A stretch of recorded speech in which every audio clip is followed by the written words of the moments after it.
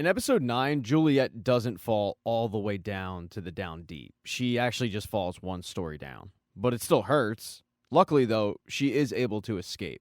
Because of how it all went down, though, Sims thinks that Paul might have let her get away, even though that's not actually the case.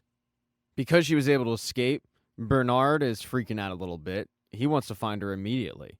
And Sims is already on it. He's searching every apartment, but she's not popping up. In order to make sure that they do find Juliet, they're going to be talking to everybody. Juliet's family, her friends. Sims goes and talks to Juliet's father, but he doesn't know. And he basically tells Sims that even if he did know, he wouldn't help him. A couple of other people from Judicial head down to the down deep and talk to Martha, but she doesn't know either, and she claims she's got nothing to hide. And news of Juliet proclaiming that she wanted to go outside has reached the down deep. Martha certainly doesn't believe it. So far, Judicial's coming up empty. So, where is Juliet? Well, Sims maybe should have went home, because Juliet has broken into his house. And when his wife and son show up for the day, she's hiding inside. Sims thought this might be the case, so he did send some people from Judicial to look after his family, but Sims' wife told them to go away.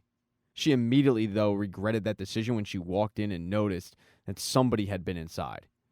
In order to protect her son, she locked him away in a room as she slowly made her way through the apartment with a gun looking for the intruder. Juliet was still able to get the jump on her. Juliet then escorted her over to a pole and handcuffed her to it. Sims' son was in another room the entire time, but he could see what was going on from a crack. Juliet, though, didn't want to hurt Sims' wife. All she wanted was to use Sims' computer, because she knew she couldn't use her own computer to access the drive, but Sims would absolutely have that capability. He would have permission.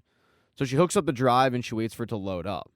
While Juliet was trying to load up the drive, the new sheriff, Billings, went to Juliet's apartment, where Judicial police were already raiding it and trying to look for any signs of where she might have went. When Billings shows up, they don't want to allow him inside, at Sims' orders, even though Paul has a right to do so through the pact. Paul's relationship, though, with Judicial ends up benefiting him, because he kind of knows the girl that's stopping him, and she whispers to him that there was really nothing left. The place was a complete mess. Paul leaves Juliet's apartment, but he is planning on returning once Judicial is gone. At this point, Judicial does have one lead. They found out that Juliet sent a message to somebody in the cafeteria, and they know that that person was Lucas. Bernard sits Lucas down and tells him exactly what he knows happened. That Lucas went to Juliet's apartment, she showed him the broken mirror, she showed him what was behind it, and most importantly, she showed him the hard drive. He threatens Lucas with all the things that Lucas didn't do, i.e. informing Judicial about what she had. And it's pretty serious. He's threatening to send him outside. The issue is, Lucas doesn't know anything. The only thing he knows is that on the drive there was the number 18 written on it. Coincidentally, Bernard has a little keychain with the number 18 on it that at times blinks, buzzes, and flashes red. That number, though, is big. It actually does give Bernard a lead. He's able to go into Judicial security and tell them to look for the hard drive with the number 18 on it. So they start looking. While Bernard and Judicial are trying to find the hard drive, Paul Billings has made his way back into Juliet's apartment, and he's able to snoop around. The first thing you notice is a little piece of the broken mirror, the two-way mirror. But then he's able to locate the book, and it shocks him. He flips through it, seeing pictures and colors he never saw before, but he realizes he needs to destroy it. He tears one piece of the book out and then puts the rest of it in the oven, turning it on and letting the oven do the work. He heads back to the office, and then he just stares at it. That office obviously used to belong to Juliet, who finally, after a short while, has opened up the drive and starts flipping through it. The first thing she finds is a file that says "Start Here," and when she opens it, she's shocked because it's a video file of George, and that is something that they didn't even know could happen. They didn't know that anyone in the silo had the capability to record themselves and put it on a drive like this. Juliet is mesmerized by it, and so is Sims's wife, who was able to escape at this point. She is so shocked by it that she stops trying to attack Juliet, arrest her, and all that.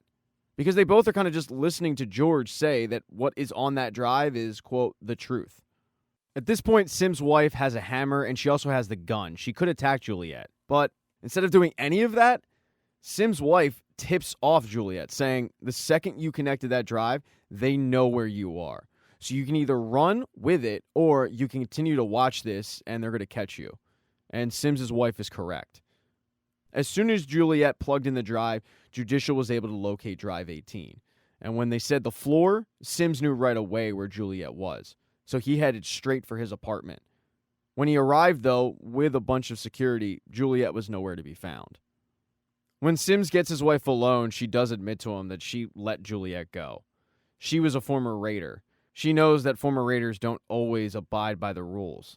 She wasn't about to let a firefight break out in her apartment with their son in another room. Now Sims and Bernard are back to looking for Juliet. Juliet, not having many allies, decided to go to one close by, Patrick. She promised him the watch that George gave her in return for his help. George knew a really good IT guy that he thought could help with this situation. When the IT guy arrives, he's a little freaked out because it is the former sheriff, but then they explain to him that she needs a computer with a certain type of access, and a hacker like him would know how to do that. And he does. Not only is he able to open up the drive, he's able to bounce the signal to another floor. That way, Judicial thinks that he's on floor 135 when he's actually on floor 60, let's say. Juliet picks up right where she left off, and it's that message from George. It gets a little personal, so Patrick and this IT wizard kind of let Juliet sit there and watch it. And George tells her once again that the drive is full of the truth, but also that, yes, he was planning on just using her. And then this crazy thing happened, he fell in love. He then goes on to say that he found that door that he had been looking for, and it's huge. He couldn't get through it. He figures maybe Juliet can. And as far as the water, he simply says it was nothing to worry about. Right before the video ends, he tells Juliet to look for the file that says Jane Carmody cleaning. That is the whole reason why Allison and the sheriff went out to clean. He wraps up the video by telling her that he loves her, and then the video ends.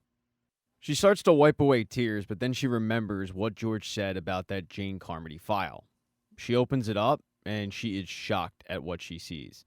It's green grass, it's blue sky, it's trees, it's stuff she's never seen before.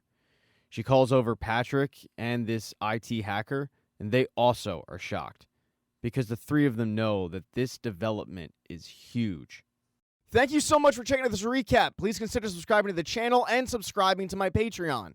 Hit thumbs up if you liked it. Smash that thumbs down button if you thought it sucked. If you left a comment, I don't get back to you. I usually don't check the comments unless they're like a super comment. Also, if you don't see the next video up on the end screen, not to worry, it'll be up in a day or two.